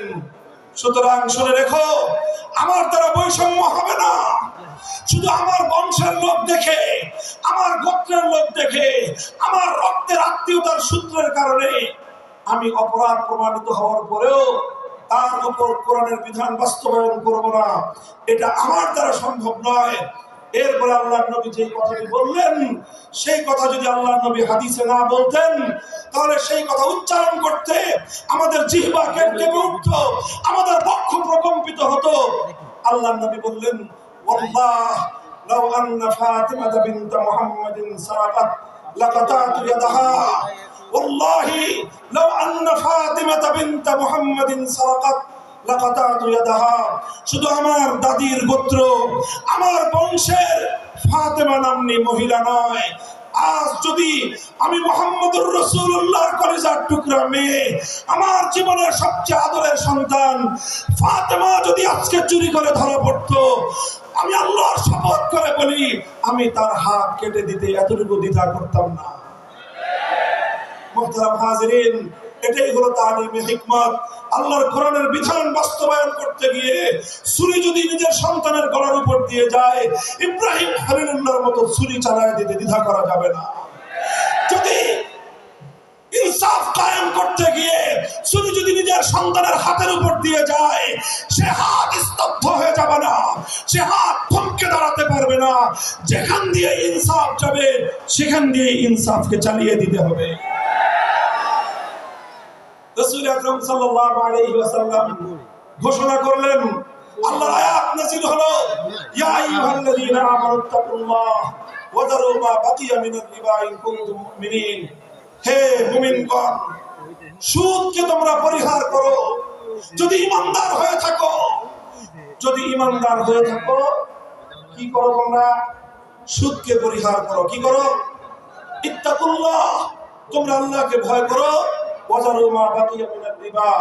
সুদের যা অবশিষ্ট আছে এই সব কিছু তোমরা পরিহার করো। আর যদি না করো, সুদ যদি তোমরা পরিহার না করো, ফাযারু বিহারবিন মিনাল্লাহি ওয়া রাসূলিহি, আল্লাহ এবং তার রাসূলের পক্ষ থেকে যুদ্ধের ঘোষণা শুনে নাও। হে জাতি, হে মুসলিম সম্প্রদায়, আমরা তোমাদের কাছে পয়গাম পৌঁছে দিতে চাই, আল্লাহর উপর বিশ্বাসী জাতি, আল্লাহর নবীর উপর আস্থাশীল জাতি কোনদিন সুদি কারবার করতে পারে না। সুদ ভিত্তিক অর্থ ব্যবস্থা দিয়ে তাদের সমাজ চলতে পারে না। আল্লাহর উপর বিশ্বাসীদের সমাজ যদি হয় সুদ ভিত্তিক, তার অর্থ হলো রাত দিন আল্লাহ এবং তার রাসূলের সঙ্গে তারা যুদ্ধে লিপ্ত। যে মুসলিম জাতি আল্লাহর সাহায্য নিয়ে বিশ্বব্যাপী বিজয়ী হওয়ার স্বপ্ন দেখে, সে মুসলিম জাতি যদি স্বয়ং আল্লাহর সঙ্গে যুদ্ধে লিপ্ত থাকে, তাদের জীবনেও কল্যাণ এবং বিজয় আসার সম্ভাবনা নাই। এই জন্য মুসলিম জাতির উত্থানের জন্য মুসলমানদের বিজয়ের পূর্ব শর্ত হলো সুদ পরিহারের মাধ্যমে আল্লাহর সঙ্গে যুদ্ধ বন্ধ করতে হবে, আল্লাহর পক্ষ থেকে সাহায্য চাইতে হবে। কোরআনের আয়াত, সূরা বাকারার আয়াত, এই আয়াত নাযিল হওয়ার পরে আল্লাহর নবী শুধু তেলাওয়াত করে দায়িত্ব ফেলতে পারেন নাই, শুধু সুদের মর্ম বুঝিয়ে নিজের দায়িত্ব ক্ষান্ত করেন নাই। তৃতীয় দায়িত্ব তালিম হিকমত, সুদকে সমাজ থেকে সমূলে উৎখাত করার উদ্যোগ নিয়েছেন। বলেন সুবহানাল্লাহ। শুধু আলোচনা করে বক্তৃতা দিয়ে নবীর দায়িত্ব শেষ হয় নাই, শুধুমাত্র তাফসীর করে দিয়ে নবীর দায়িত্ব ক্ষান্ত হয় নাই, বরং এক একটা বিধান, আল্লাহর এক একটা আয়াত কিভাবে সমাজে বাস্তবায়ন করা লাগে, করা যায়, নবীজি প্র্যাকটিক্যাল ভাবে তার উদ্যোগ গ্রহণ করেছেন। কিভাবে উদ্যোগ নিয়েছেন? সুদের বিরুদ্ধে কি উদ্যোগ নিয়েছিলেন? কিতাব উল্টান, হাদিসের কিতাব বুখারী শরীফের হাদিস, নবীজি ঘোষণা দিলেন, আলা ইন্না রিবাল জাহিলিয়াতি মাওদুউন তাহতা কদামাইয়া। জাহিলিয়াতের যুগে যত সুদের কারবার চলতো, ইসলাম এবং আল কোরআনের সমাজ গড়বার পর সেই জাহিলি যুগের রীতি, সুদ ভিত্তিক অর্থ ব্যবস্থা মুসলিম সমাজে আর থাকতে পারে না। নবীজি বললেন, সুদের কবর রচনা করলাম আমি আমার পায়ের নিচে। আল্লাহ নবী আক্ষরিক অর্থে কথা বললেন, আমি আমার পায়ের নিচে সুদের কবর রচনা করলাম। এরপর আল্লাহ নবী ঘোষণা দিলেন, অনেকে আছো তোমরা যারা আগে কুফরির জামানায় জাহিলিয়াতের যুগে সুদের উপর লগ্নি করেছো, সুদের উপর মানুষকে ঋণ দিয়েছো, সুদী মহাজন যারা সুদের ভিত্তিতে মানুষকে টাকা দিয়েছো, এইরকম কাজ কারবার যারা করত, সেই যুগে তাদের মধ্যে একজন ছিলেন স্বয়ং আল্লাহর নবীর চাচা হযরত আব্বাস বিন আব্দুল মুত্তালিব রাদিয়াল্লাহু আনহু। মক্কার ঘরে ঘরে আব্বাস রাদিয়াল্লাহু আনহু মানুষের কাছে ঋণ টাকা দিতেন, টাকা পাওনা ছিল এবং সকল টাকা লগ্নি করা ছিল, বিনিয়োগ করা ছিল সুদের ভিত্তিতে। আল্লাহর নবী ঘোষণা করলেন, জাহিলি যুগের সমস্ত সুদ আমি আল্লাহর নবী মওকুফ ঘোষণা করলাম। সর্বপ্রথম যেই সুদ আমি মাফ ঘোষণা করলাম সেটা হলো আমার চাচা আব্বাসের সুদ। কাউকে আমার চাচার কাছ থেকে যারা ঋণ নিয়েছিল, কেউ আর আমার চাচার সুদ দিতে হবে না, শুধুমাত্র মূল পুঁজিটা ফেরত দিবে। সুদ আজ থেকে কবর রচনা করা হলো। হে মুসলমান, যেই সুদের কবর রচনা করে সেই কবরের উপর ইসলামের বিজয়ের বুনিয়াদ কায়েম হয়েছিল, ইসলামের বিজয়ের কেতন উড়েছিল, অন্যায় বৈষম্যের কবর রচনা করে, সুদ ভিত্তিক অর্থ ব্যবস্থার কবর রচনা করে আজ মুসলমানেরা আবার সেই কবর খুলে সেখান থেকে জুলুম, অত্যাচার, সুদ ভিত্তিক অর্থ ব্যবস্থাকে কবরের পচা মাল, কবরের মরা পচা গলা লাশ মুসলিম সমাজের মধ্যে আবার পুনর্বাসিত করেছে। এজন্যই আজ মুসলমানদের এই অধঃপতন। যদি মুক্তি চাও, যদি মুক্তি চাও, শুধুমাত্র ইবাদত দিয়ে মুক্তি আসবে না। ইবাদত যেমন করতে হবে, যেরকম নামাজ, রোজা, হজ, যাকাত, তাসবিহ, তাহলিল আদায় করতে হবে, ঠিক একই ভাবে সমাজ সংস্কার করার জন্য সমাজ থেকে জুলুম দূর করতে হবে, বৈষম্য দূর করতে হবে, বেইনসাফি দূর করতে হবে, সুদ ভিত্তিক অর্থ ব্যবস্থার বিরুদ্ধে জাতীয়ভাবে ঐক্য গড়ে তুলে সুদের বিরুদ্ধে যুদ্ধ ঘোষণা করতে হবে। রাজি আছেন তো ইনশাআল্লাহ? আল্লাহ পাক তৌফিক দান করেন। ধন্যবাদ। 3 দফা কর্মসূচি গেল, তালিমে হিকমত সর্বশেষ আলোচনার সমাপ্তির দিকে। নবীজির 4 নম্বর কর্মসূচি হলো ওয়াইআল্লিমুহুমুল কিতাব ওয়াল হিকমাত ওয়া ইউযাক্কিহিম। ইউযাক্কিহিম অর্থ হলো তাজকিয়া। তাজকিয়ার অনেক অর্থ। তাজকিয়া বলে শুধুমাত্র পীর মুরিদি বোঝানো হয়, তাজকিয়া বলে শুধুমাত্র তাসাউফ চর্চা বোঝানো হয়, তাজকিয়া বলে শুধুমাত্র কিছু ওজিফা আদায় করা বোঝানো হয়। তাজকিয়ার আসল সারমর্ম হলো, একটু লক্ষ্য করে বুঝেন, খুব গভীর এবং তাৎপর্যময় একটা কথা। তাজকিয়ার মূল অর্থ হলো, দেখেন কর্মসূচি ছিল কয়টা? 4টা। 1 নম্বর কর্মসূচি ছিল তেলাওয়াতে কিতাবুল্লাহ, আল্লাহর কিতাবের তেলাওয়াত। 2 নম্বর কর্মসূচি ছিল তালিমে কিতাব, কিতাবুল্লাহ, আল্লাহর কিতাবের মর্ম বোঝানো। 3 নম্বর কর্মসূচি ছিল তালিমে হিকমত, অর্থাৎ আল্লাহর কিতাবের প্রত্যেকটা বিধান, প্রত্যেকটা বিষয়কে প্র্যাকটিক্যাল আমলে পরিণত করা, কার্যে পরিণত করা। কথা ঠিক না বেঠিক? 3 নম্বর কর্মসূচি হলো শুধু আমলে পরিণত করাই দায়িত্ব শেষ নয়, বরং আমলে পরিণত করার পরেও আরো অগ্রসর হতে হবে। 4 নম্বর কর্মসূচি হলো আল্লাহর কোরআনকে নিজের আখলাক এবং নিজের চরিত্রে পরিণত করা। কোরআনকে চরিত্রে পরিণত করা, কোরআনের চরিত্র অর্জন করা। কোরআন যে আখলাকের কথা বলেছে, কোরআন যে চরিত্রের কথা বলেছে, সেই কোরআনই চরিত্র যখন একজন মানুষ গঠন করতে পারে, এটাকে বলা হয় তাজকিয়া। মুহতারাম হাজিরিন, আল্লাহর নবী নিজের জীবনে 100% আল্লাহর কোরআনকে নিজের চরিত্রে পরিণত করতে পেরেছিলেন। এই জন্য যদি কেউ জিজ্ঞাসা করে আল্লাহর নবীর সিরাত কি, নবীর জীবনীটা কি, বলেন তো সবচেয়ে সংক্ষিপ্ত অথচ সবচেয়ে পূর্ণাঙ্গ জবাব হলো, কি বললাম, সবচেয়ে সংক্ষিপ্ত অথচ সবচেয়ে পূর্ণাঙ্গ। নবীর জীবন সম্পর্কে সবচেয়ে সংক্ষিপ্ত এবং সবচেয়ে পূর্ণাঙ্গ বর্ণনা হলো কানা খুলুকুহু আল কোরআন, আমার নবীর চরিত্র ছিল কোরআন। কোরআন যা বলেছে নবীর চরিত্রে সেটা বাস্তবায়িত হয়েছে, নবীর আখলাকে সেটা বাস্তবায়িত হয়েছে। নবীজির কথাবার্তা, নবীজির ওঠা বসা, নবীজির আচার ব্যবহার, নবীজির প্রত্যেকটা অ্যাক্টিভিটি, এমনকি চিন্তা চেতনা সব যখন আল্লাহর কোরআন অনুযায়ী তৈরি হয়, তখন সেটাকেই বলা হয় তাজকিয়া। আর এটাই হলো কোরআনকে কেন্দ্র করে 4র্থ কর্মসূচি। মুহতারাম হাজিরিন, আমি আমার আলোচনা এবার সমাপ্তির দিকে টেনে নিয়ে যাই।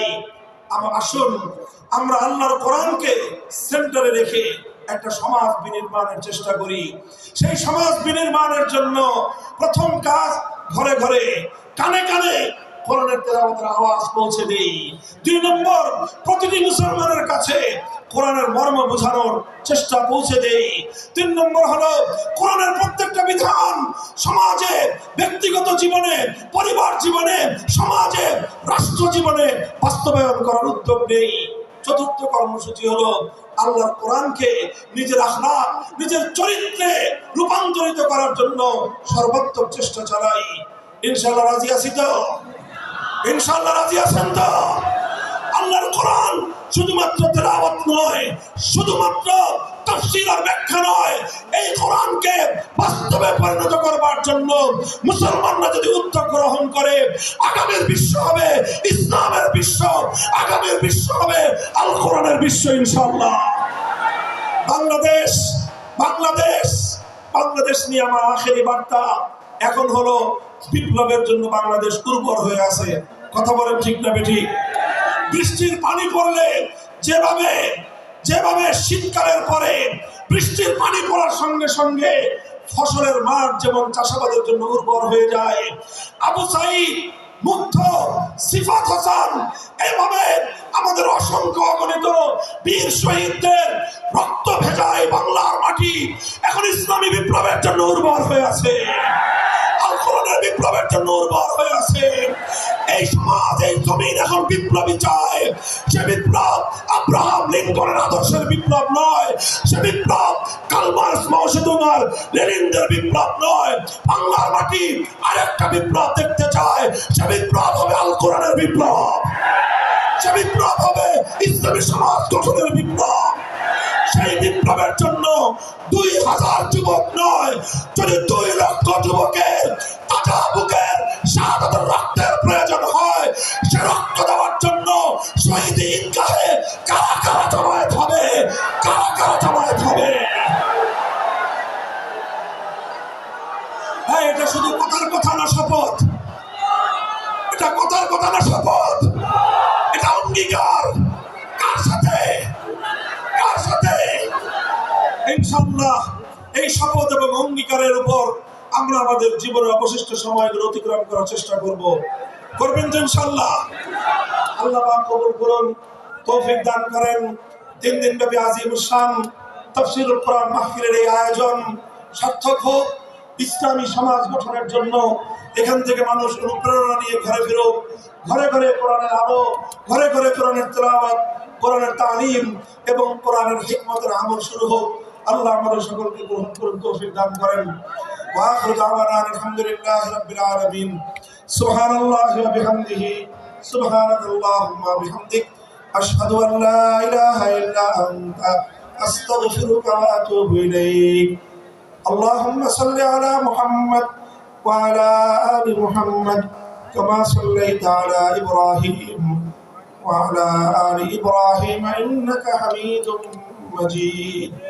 ইয়া হাইয়্যু ইয়া কাইয়্যুম বিরহমাতিকা নাস্তাগীথ أصلح لنا شأننا كله ولا تكلنا إلى أنفسنا طرفة عين। আল্লাহ ইলাহুল আলামিন রব্বুল আলামিন, দীর্ঘ সময় ধরে আল্লাহ আমরা আপনার মহাগ্রন্থ কোরআনে পাক থেকে তেলাওয়াত করেছি, আলোচনা করেছি। আল্লাহ মানুষ হিসেবে ভুল ভ্রান্তি হয়ে থাকলে মাফ করে দিন।